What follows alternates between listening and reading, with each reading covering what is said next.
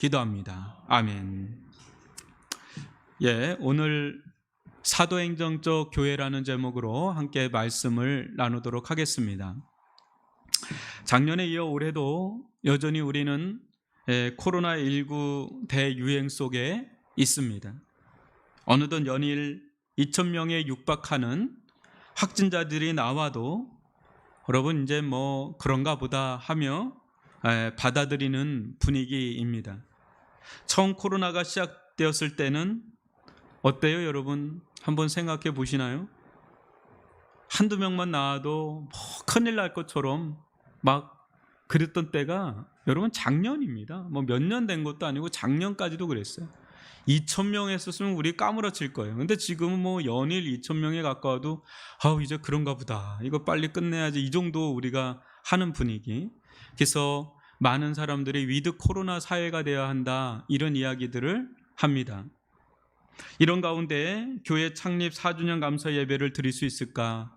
1부, 2부 뭐 해봤자 몇십 명 안 나오는 이런 상황에서 창립 예배를 드릴 수 있을까? 작년에도 코로나가 너무 심해서 특별 새벽 기도 때에도 또 창립 예배도 우리가 할 수 없었죠. 교회들마다 아무것도 할 것도 없다는 말이 나오는 가운데 교회야말로 정말 위드 코로나 교회가 돼야 되지 않나, 이런 생각을 해봅니다. 그래, 이번에는 성도들이 뭐 나오나 못 나오나 특별 새벽 기도회도 해야 되겠다, 창립 감사 예배도 해야 되겠다, 그런 거 다 따지고 하면 아무것도 못한다 해서 이번 주 우리 특별 새벽 기도회 또 창립 예배를 하는데 많은 분들이 그래도 참여하시고 또 동참해 주신 것, 5일 동안 새벽 깨우는 거 쉽지 않은데 많은 분들이 함께 해 주신 것 너무 감사를 드립니다. 이거 준비하면서 제 마음에 계속 떠오르는 주제가 있었습니다. 그것은 아주 본질적인 질문에서 시작됩니다. 우리는 왜 여기 모여 있는가? 우리 교회는 지금 어떤 교회인가? 4년이 지난 지금 우리는 어디쯤 와 있나 싶은 것입니다. 아울러 그렇다면 앞으로 우리 교회는 어떤 교회가 되고자 하는가? 우리 교회의 어떤 정체성, 방향, 비전에 대한 어떤 그런 생각이었습니다. 생각이 여기에 미치자 복잡한 마음이 교차했습니다. 그냥 창립 주일이니까 드리는 감사 예배 차원이 아니라 정말 하나님께서 우리 교회에 원하시는 뜻이 무엇인가 실문하게 되는 것이지요. 여러분들은 어떻습니까? 4주년을 맞이하는 여러분들의 심정이 어떤지 좀 궁금합니다. 여러분들은 여기 왜 모인 것 같습니까? 기존에 알던 친하던 분들이 계시니까 있는 것, 또 아님 어쩌다 떠밀리듯 와보니 여기 있는 것입니까? 어떻습니까? 아님 정말 하나님께서 원하시는 건강하고 아름다운 교회에 세우시큰 마음에 계신 것입니까? 그렇다면 4년이 지난 지금 우리 교회는 어떤 교회로 가고 있는 것 같습니까? 우리를 잘 못 볼 수도 있으니 다른 이들의 눈에 비친 우리 교회는 어떤 교회일까 물어보고 싶기도 합니다. 뭐 코로나 속에 뭐 다 보지를 못하는 상황에서 이런 질문도 그렇게 의미를 갖기는 어려울 수도 있지만은, 저나 여러분이나 원하고 바라는 교회는 어떤 교회입니까? 이 가운데 우리 생각과는 달리 하나님께서 이곳에 우리를 불러 모으시고 세우신 이유가 따로 있을까요? 또 저를 이곳에 보내신 이유가 또 무엇일까요? 이 세상에 하나의 교회가 세워진다는 것은 매우 크고 의미 있는 일인데, 우리 성도들이 한 마음으로 다름박질할 교회의 비전이 무엇일까요? 우리는 이런 교회가 되고자 합니다 라고 할 만한 그런 깃발, 깃대는 무엇일까요? 여러분들은 뭘 꿈꾸고 있습니까? 어떤 교회가 되기를 원하십니까? 이를 위해 제 이야기를 나누는 것이 도움이 되리라 봅니다. 제가 이곳에 오기 전 기도하던 어느 날 새벽, 제 마음에 짧지만 큰 울림이 있었습니다. 그것은 너 예수가 보이냐? 너 예수가 보이냐? 이후 제 내리에서 이 음성이 떠나질 않았습니다. 이게 무슨 의미일까? 이게 무슨 뜻일까? 너 예수가 보이냐? 너 예수가 보이냐? 당연히 보이죠. 당연히 예수 믿고 따르죠. 근데 이 질문이 계속 떠나질 않는 겁니다. 수개월을 이 질문 앞에 몸부림치며 씨름하는 시간을 보내게 되었습니다. 그러는 가운데 제 일생에 어떤 목회 철학, 비전이 생겼습니다. 그것은 제가 이곳에 와서 늘 외치던 예수를 보는 교회, 예수를 따르는 교회, 예수 그 이름이 부흥하는 교회, 한마디로 예수길 따르는 교회, 그게 정립이 된 겁니다. 이것이 제가 지향하는 개인적인 신앙 여정과 교회에 대한 최종 결론입니다. 나와 우리 성도들은 지금 예수 그리스도를 믿음으로 보고 있는가? 나와 우리 성도들은 예수 그리스도를 인격적으로 따르고 있는가? 나와 우리 성도들은 예수 그리스도 그 이름이 부흥하고 있는 것을 경험하고 있는가?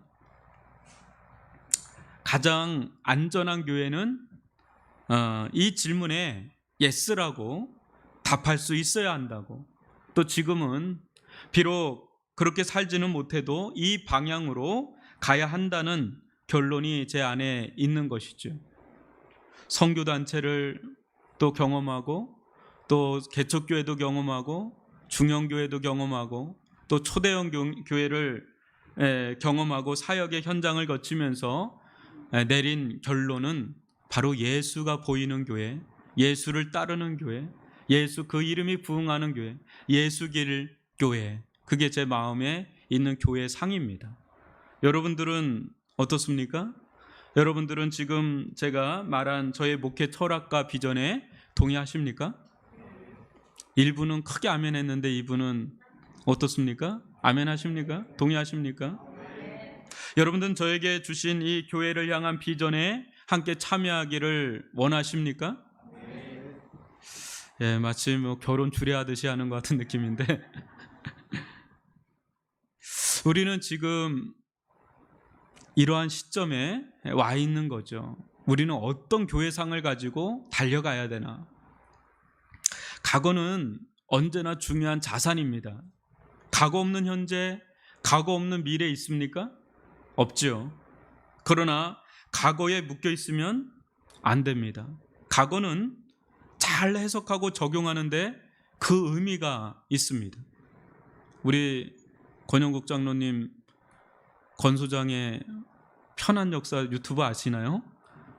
너무 탁월해요. 근데 이 역사를 배우는 의미가 뭐예요? 과거에서 현재를 보는 거고, 또 과거에서 미래까지 보는 거죠. 중요해요. 근데 과거에 묶여 있으려고 과거를 보는 게 아니라 현재를 살기 위해서 보는 거고, 미래를 내다보기 위해서 또 보는 거죠. 다시 한번 묻습니다. 우리는 과거가 있죠. 우리 교회 역사가 있으니까, 그죠? 근데 우리는 여기 왜 있습니까? 엄청난 어떤 희생, 헌신, 대가를 치르면서 우리가 여기에 있는 이유는 무엇입니까?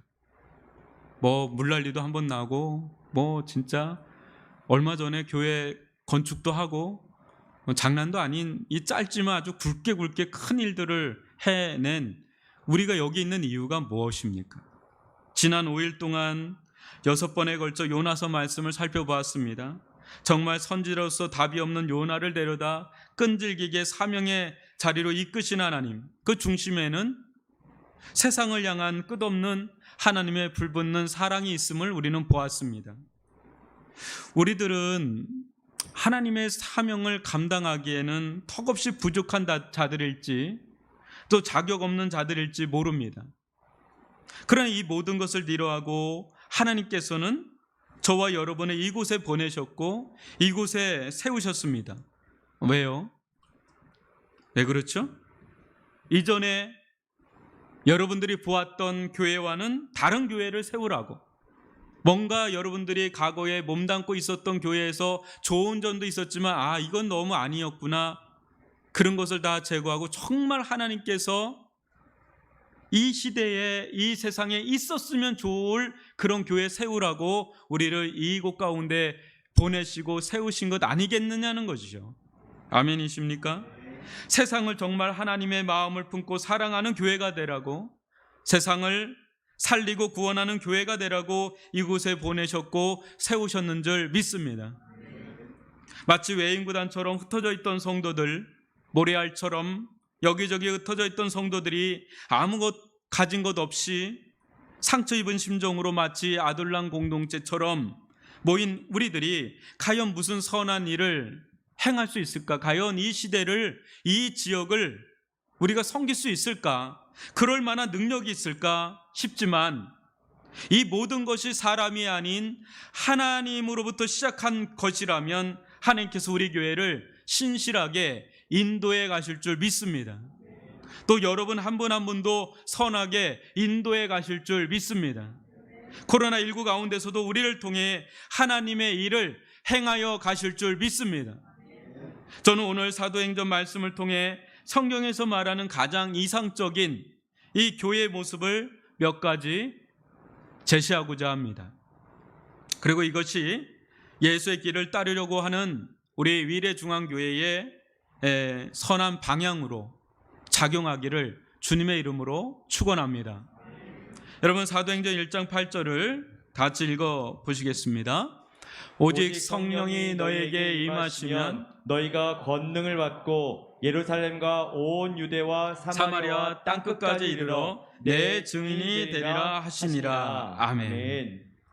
사도행전에는 역사상 최초의 교회가 태동하는 그런 모습이 나옵니다. 근데 보십시오. 교회를 누가 태동시키는지, 그 주체가 누구인지 말입니다. 바로 성령 하나님이십니다. 성령 하나님의 역사가 아니고서는 아무라도 신자가, 아무라도 성도가 될 수 없습니다.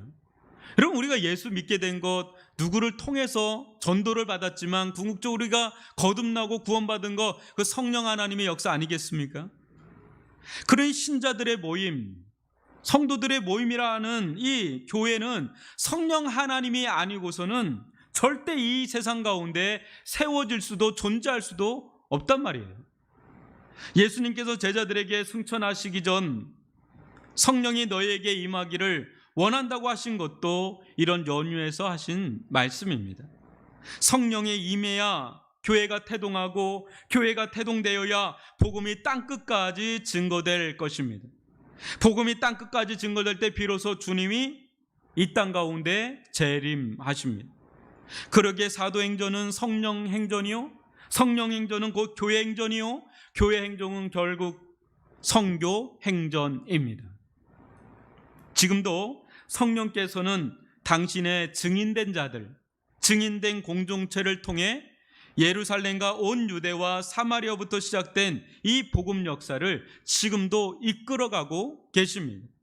우리 공동체도 이러한 성령의 인도하심과 역사하심 속에 이곳에 세워진 것입니다. 그러기에 우리 교회 공동체에 가장 필요한 것, 이 시대에 가장 요청되는 것은 우리의 힘과 능력이 아닌 결국 뭡니까? 성령의 능력이에요. 성령의 능력. 결국은 교회 안에 가장 필요로 하는 건 여러분 뭐예요? 성령의 권능이에요. 능력. 성령의 능력과 권능의 역사가 아니고서는 우리는 정말 한 발자국도 앞으로 나갈 수가 없습니다. 물론 여러분, 우리가 할 수 있는 것은 할 수 있는 한 최선을 다 해야 되겠죠? 그죠? 그러나 정말 실질적인 어떤 구원의 역사, 생명의 역사, 은혜의 역사, 말씀의 역사, 믿음의 역사, 여러분, 이 같은 역사는 우리가 조장하거나 만들어낼 수 있는 그런 성질의 것이 아니죠. 이것은 오직 성령 하나님의 고유한 역사이기 때문에 오직 성령의 역사가 교회는 절대적으로 필요하다는 것입니다. 여러분, 데살로니가전서 1장 4절과 5절 교독으로 읽어봅니다. 하나님의 사랑하심을 받은 형제들아, 너희를 택하심을 아노라. 이는 우리 복음이 너희에게 말로만 이른 것이 아니라 또한 능력과 성령과 큰 확신으로 된 것임이라. 우리가 너희 가운데서 너희를 위하여 어떤 사람이 된 것은 너희가 아는 바와 같으니라. 아멘. 저는 목회를 하면 할수록 정말 아무것도 아니구나 싶습니다. 정말 성령의 능력, 성령의 권능, 성령의 은혜가 아니고서는 정말 빈 껍데기에 불과하구나, 그런 마음, 이게 엄청 강하게 듭니다. 할 수 있는 게 없을 때가 많죠. 교회를 교회되게 하는 분은 성령 하나님이시라는 거죠. 저는 우리 교회를 위해 또 정말 이게 부직갱이 같은, 여러분 부직갱이 아세요? 시골에서 이 아궁이 이거 할 때 그 부직갱이 정말 이거 자체 아무것도 아닌, 불에 들어가야 이것도 쓸모가 있는 것처럼 그 같은 이 저를 놓고 간절히 기도합니다. 하나님, 성령께서 역사하셔서 이 믿음 달라고, 또 회복시켜 달라고, 강건하게 해달라고, 또 부흥케 해달라고, 성령 충만하게 해달라고 저와 우리 교회를 놓고 정말 기도합니다. 이거는 뭐 사람이 하는 일이 아니에요. 하나님께서 행하시지 않으면 우리는 한 발자국도, 영적으로는 한 발자국도 못 나갑니다. 종교적으로는 살 수 있어도 신앙적으로, 영적으로는 한 발자국도 못 나가요. 다 하나님의 은혜죠. 또 아직 예수를 믿지 못하는 자들에게 성령의 역사로 말미암아 큰 확신, 능력, 은혜를 베풀어 달라고 기도합니다, 여러분. 사람이 할 수 있는 게 아니에요. 정말 저의 마음으로는 막 넣어주고 싶은데 그게 제 마음대로 될 게 아니잖아요. 진짜 성령께서 은혜를 주셔야 믿지 않는 가족들, 믿지 않는 이들이 예수 믿잖아요. 이게 진짜 성령의 역사죠. 우리 성도들에게 성령의 불이 임하여 영적 권능을 부어달라고, 또 불타는 복음의 증인으로 삼아달라고 기도합니다. 이게 내 힘으로 되나요? 저는 요나서 말씀 봤지만 이거 요나서 말씀 보고 어떤 분들은 좀 부담스러울 수도 있을 것 같아요. 이거 복음 전해야 되는데 왜 나는 안 되나? 여러분, 복음 전하는 것도 권능을 받아야 돼요. 능력 받아야 돼요, 그거. 그러니까 이거는 뭐 성령의 은혜 아니고서는 할 수 없죠. 성령의 역사가 활발한 교회는 여러분 코로나19 가운데도 살아있는 줄 믿습니다. 제 아무리 코로나가 있어도 성령의 기름 부으심이 있는 교회는 살아있죠. 예수가 살아 역사하는 걸 보죠. 지금도 여러분 코로나 속에서도 기다리는 사람이 있습니다. 예비된 사람이 있습니다. 준비된 사람이 있습니다. 그 사람들이 주님께로 돌아오는 걸 봅니다. 예수가 세상에서 가장 아름답고 존귀한 분으로 또 여겨지죠. 성령의 은혜를 받으면 누가 가장 탁월하게 보여요? 예수님이죠. 예수님께 매료되죠. 예수님께 끌리죠. 그러니 예수님을 따라가지 않을 이유가 없는 교회가 되죠. 성령의 역사가 절대적이죠. 여러분, 스가랴서 4장 6절 같이 한번 읽어봅니다. 시작. 그가 내게 대답하여 이르되 여호와께서 수르바벨에게 하신 말씀이 이러하니라. 만군의 여호와께서 말씀하시되 이는 힘으로 되지 아니하며 능력으로 되지 아니하고 오직 나의 영으로 되느니라. 아멘. 우리는 다시금 우리 공동체에, 우리 각 사람에게 성령 충만함을 허락해 달라고 기도해야 될 때입니다. 여기에 교회에 사활이 걸려 있습니다. 성령의 기름 부으심의 역사가 있을 때까지 우리는 중단 없이 간구해야 됩니다. 여러분, 지금까지 교회 건축을 위해서 기도했다면 이제는 뭘 가지고 여러분 기도해 주시길 바라냐면, 하나님, 우리 교회 가운데, 우리 성도들 가운데 영적인 회복과 아울러 성령 충만함을 달라고, 성령의 기름 부으심을 허락해 달라고 기도해 주시길 바랍니다. 우리 권사님들, 우리 성도님들 참 기도 많이 해주시는 걸 아는데, 이제 기도 제목을 성령의 기름 부으심과 성령 충만함을 달라고, 성령의 역사가 활발하게 일어나는 교회 되게 해달라고 기도해 주시길 바랍니다. 그 교회가 살아나고 그 교회가 불타는 교회가 될 줄 믿습니다. 하나님께서 때가 되면 우리의 이 기도를 반드시 응답해 주십니다. 오늘 아침에도 우리 아내하고 나오면서 그래요. 여보, 나는 교회 건축을 통해서 기도하면서 믿음이 생겼대요. 어떤 것도 기도하면 하나님께서 응답해 줄 거란 믿음이 생겼대요. 아멘이십니까? 근데 우리가 이상한 거 기도하는 거 아니잖아요. 성령 충만함을 달라는데 이게 나쁜 기도인가요? 아니잖아요. 교회 건축 해달라는 거 그거 하나님 기뻐하시는 기도 아니었겠어요? 응답해 주시잖아요. 여러분 차고도 넘치게 응답해 주신 거 아나요? 저희가 작정한 것보다 훨씬 넘치게 응답해 주셨어요. 이 코로나 속에서도. 근데 이제는 뭔 기도해야 돼요? 하나님 성령 충만함을 달라고. 우리 성도들 한 사람 한 사람들 가운데 성령의 기름 부으심과 성령 충만함을 달라고 기도하는 제가 목이 메입니다. 저 여러분이 되기를 주님의 이름으로 축원합니다. 성령의 역사를 절대적으로 의존하는 교회는요, 하나님의 말씀을 따르는 교회가 됩니다. 이 둘은 뗄래야 뗄 수 없는 관계인데 이상하게 성령을 강조하면 말씀을 등한히 여기는 신비주의 경향이 생기고, 말씀을 강조하면 이상하게 성령을 등한히 여기는 이성주의, 교조주의 경향이 강하는 그런 흐름이 역사 속에 있었어요. 여러분 그렇지 않아요. 성령의 역사는 곧 복음의 역사, 말씀의 역사에 다름 아닌 줄 믿습니다. 여러분 사도행전 6장 4절과 7절 교독으로 읽어봅니다. 우리는 오로지 기도하는 일과 말씀 사역에 힘쓰리라 하나 하나님의 말씀이 점점 왕성하여 예루살렘에 있는 제자의 수가 더 심히 많아지고 허다한 제사장의 무리도 이 도에 복종하니라. 아멘. 아멘. 예. 뭐예요? 성령이 강력하게 역사하니까 말씀이 점점 왕성해지는 역사, 그 앞에 굴복되는 역사, 이게 사도행전 역사입니다. 성령께서 결국 이끌어 가시는 목적지가 어디입니까? 뭐 신비적으로 막 이러는 겁니까? 아니죠. 하나님의 말씀 앞에 굴복시키는 자리로 이끌어가는 거예요. 성령께서 계속해서 하나님의 말씀을 전 세계로 퍼져나가도록 이끄시잖아요. 그죠? 처음 12제자로부터 시작된 하나님의 복음이 한 사람 한 사람의 영혼에 인격적으로 심겨지고 전달되기 시작한 것이 지금은 어떻습니까? 이루 헤아릴 수 없는 이들에게 말씀이 들어가고 있습니다. 결국 성령의 임하심은 말씀의 임하심의 다름 아닙니다. 이 둘은 뗄래야 뗄 수 없는 거죠. 사도행전 19장 8절로 10절과 20절을 교독으로 읽어보겠습니다.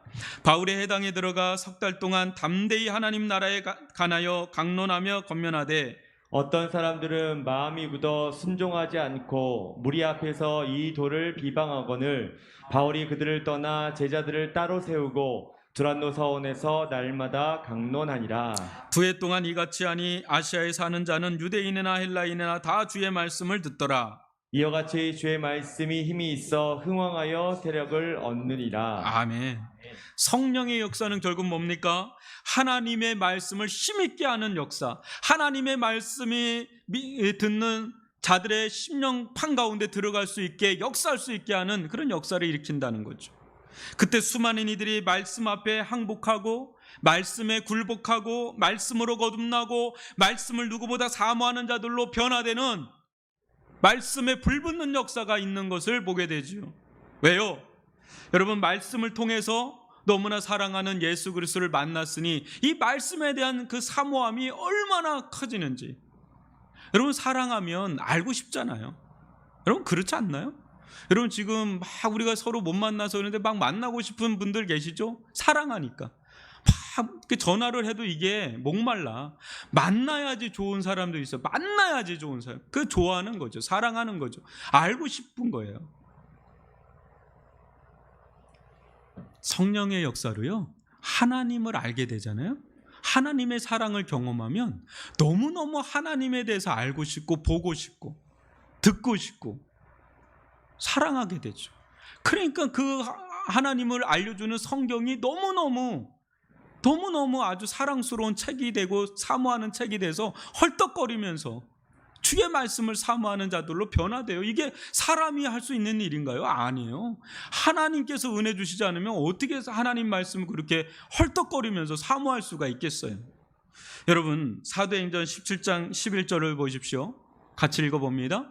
베레아에 있는 사람들은 데살로니가에 있는 사람들보다 더 너그러워서 간절한 마음으로 말씀을 받고 이것이 그러한가 하여 날마다 성경을 상고함으로. 여러분, 이 베레아에 있는 그 성도들이 얼마나 하나님 말씀을 사모하는지 간절한 마음으로 날마다 말씀이 그런가 아닌가를 상고했다 그러죠. 저는 우리 교회가 성령의 역사를 간절히 사모하는 공동체일 뿐 아니라 성령께서 정말 깨닫게 하시는 말씀을 간절히 사모하는 그런 말씀의 공동체가 되기를 주님의 이름으로 축원합니다. 요즘 성경 통독반 막 연일 우리 활발하게 성경을 읽고 있다고 제가 들었는데, 서로 일의하려고 이렇게 막 올린다면서요. 하트도 얼마나 다양한 하트를 날리는지 막 놀라운 얘기를 듣습니다. 여러분, 말씀을 깨닫길 바랍니다. 그렇게 성경을 읽다가 말씀을 깨닫고 그 말씀 앞에 벌거벗겨지는 듯한 경험을 하고 그 말씀을 읽다가 믿음 생기고 말씀을 받다 은혜 받고 말씀을 보다가 치유가 일어나고 말씀을 보면서 순종하는 역사가, 열매 맺는 역사가 일어나기를 주님의 이름으로 축원합니다. 하나님의 말씀이 제대로 선포하고 말씀이 세력을 얻어가면 사람들이 뒤집어지듯 변화돼요. 여러분, 저는 그런 거 정말 많이 봤습니다. 절대 안 바뀔 것 같은 사람이 하나님의 말씀이 들어가니까, 성령을 통해서 복음이 들어가니까 변화되기 시작하는데요. 놀랐습니다. 그 한 사람이 변화된 그 가정이 변화되던데요. 그 가정이 변화되니까 교회가 변화되던데요. 교회가 변화되면 사회, 지역까지 변화되던데요. 여러분, 복음은 능력이 있습니다. 하나님의 말씀 변화시키는 능력이 있습니다. 아무도 변화시키지 못하는 사람도 말씀이 들어가면 살아납니다. 변화됩니다. 열매 맺는 인생으로 돌아오는 것을 보게 됩니다. 놀라워요. 우리 교회가 그런 교회가 되기를 바랍니다. 성령이 운행하시는 교회, 말씀이 팍팍 역사하는 그런 교회가 되기를 바랍니다. 성령이 역사하는 교회, 말씀이 역사하는 교회는 어때요? 성령의 은혜가 있어요. 말씀이 내 속에서 살아 역사해요. 그럼 가만히 있지 못해요. 근질근질하죠. 뭐예요? 전도와 선교하는 교회로 이어집니다. 사도행전은 그리하여 전도행전이요 선교행전이라는 거죠. 여러분, 사도행전 5장 42절 같이 읽어볼까요? 시작. 그들이 날마다 성전에 있든지 집에 있든지 예수는 그리스도라고 가르치기와 전도하기를 그치지 아니하니라. 어떤 박해와 핍박이 와도 이거를 막을 수가 없는 거예요. 막 코로나가 와도 막을 수 없어요. 예수는 그리스도다. 이거 여러분 공개적으로 못해도 아는 사람들한테는 할 수 있잖아요. 지혜롭게. 막을 수 없습니다. 그런데 이 어느 순간부터 교회는 전도하기를, 선교하기를 그칩니다. 그러니 이 복음은, 하나님의 말씀은 계속해서 뻗어나가야 되는데 계속 예루살렘, 유대 그 지역에 머물고 뻗어나가질 못하는 거예요. 멈추고 있으니까. 그때 하나님께서 초강수를 쓰시지요. 무엇입니까? 핍박과 환난이에요. 여러분, 사도행전 8장 1절로 5절을 교독으로 읽어보겠습니다. 사울은 그가 죽임을 당함을 마땅히 여기더라. 그날에 예루살렘에 있는 교회에 큰 박해가 있어 사도 외에는 다 유대와 사마리아 모든 땅으로 흩어지니라. 경건한 사람들이 스데반을 장사하고 위하여 크게 울더라. 사울이 교회를 잔멸할세 각 집에 들어가 남녀를 끌어다가 옥에 넘기니라. 그 흩어진 사람들이 두루다니며 복음의 말씀을 전할세. 빌립이 사마리아 성에 내려가 그리스도를 백성에게 전파하니. 아멘. 교회는 엄청난 환난과 외압을 받고 있는데 신기하죠? 그것 때문에 사마리아까지 가요. 하나님은 교회를 흩어서라도 복음이 세계 곳곳에 전달되기를 원하십니다. 그렇게 복음은 예루살렘과 온 유다를 넘어 사마리아로 퍼지다 또 멈춥니다. 도저히 이방인에게까지 못 나가는 것이죠. 왜요? 요나서를 보면 알지요. 이 선민사상, 이 민족주의, 이스라엘이란 지역까지는 어떻게든 전도하겠는데 이 장벽을 허물지 못하는 겁니다. 도저히 이방인들까지는 이 복음을 전하기 싫은 거죠. 그때 하나님께서 베드로에게 보자기 환상을 보여주면서 이 틀과 장벽을 다 깨부시지요. 무엇보다 걸출한 하나님의 사람 사도 바울을 완전히 변화시켜서 이방인의 사도로 삼았습니다. 이때부터 복음은 아주 초강력 엔진을 단 듯이 땅끝까지 복음을 증거하여야 하리라, 그런 마음으로 달려나가는 걸 보게 되는데, 로마서 15장 28절을 같이 읽어봅니다. 시작. 그러므로 내가 이 일을 마치고 이 열매를 그들에게 확증한 후에 너에게 들렸다가 서바나로 가리라. 서바나로 가리라. 로마를 보아야 하리라 했다가 어디까지 가리라? 서바나로 가리라. 서바나는 오늘날 스페인이에요. 그때 당시 사람들의 세계관 속에서는 서바나, 스페인은 땅끝이었어요. 사도 바울, 비록 서바나까지 가지 못하고 로마에서 순교했지만 이후 복음은 계속 서쪽으로 서진하다가 130년 전에 우리나라까지 들어왔고, 우리나라에 들어온 이 복음이 완전 토속신앙과 미신으로 가득 찼던 이 조선 땅에 이 복음이 들어와서 오늘날 130년이 지난 오늘날을 한번 보세요. 얼마나 많은 교회에 얼마나 많은 성도들이 이렇게 복음으로 주님 앞에 예배를 드리는지, 아주 놀라운 기적 같은 역사가, 유래를 찾아볼 수 없는 역사가 대한민국 가운데 일어난 거 아닙니까? 여러분, 대한민국 이 땅이 얼마나 놀라운 땅이냐면, 역사상 두 번째로 선교사를 파송한 선교 대국 2위입니다. 지금 미국 다음으로. 보통 나라가 아니에요. 이게 사람이 할 수 있는 일인가요? 아니죠.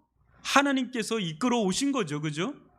근데 이것이 우리의 나라에만 머물렀습니까? 중국으로 넘어가서 중국의 얼마나 지하교회에, 또 이슬람권에 얼마나 많은 지하교회 믿는 자들이, 여러분 아프가니스탄 안에도 믿는 자들이 있는 거 아십니까? 100% 해교 국가였어요. 근데 믿는 자들이 생겼어요. 이란, 이라크, 무슬림권에도 얼마나 믿는 사람들이 그 속에 있는지 모릅니다. 제3세계에 얼마나 하나님의 말씀 복음이 지금 증거되고 폭발적으로 역사하고 있는지 놀라울 정도로 하나님은 21세기에 가장 많이 선교가 이루어지고 있는 거 아십니까? 1세기 아닙니다. 오늘날 이 21세기에 가장 많은 선교의 역사가 일어나고 있는 거 아십니까? 많은 선교학자가 주님 오실 날이 그리 멀지 않았다고 얘기합니다. 온 족속에게 지금 다 퍼져나가고 있어요. 워낙에 교통과 이 정보가 발달돼서. 하나님은 복음이 머물러 좀처럼 앞으로 나가지 못할 때 가만히 내버려 두지 않습니다. 예수 그리스도의 복음은 생명의 빛이기에 빛은 가둘 수 없습니다. 빛은 사방팔방이고 뻗어나가는 강력한 성질이 있지요. 하나님은 교회를 흩어서라도 이 복음이 사방팔방으로 퍼져나가길 원하십니다.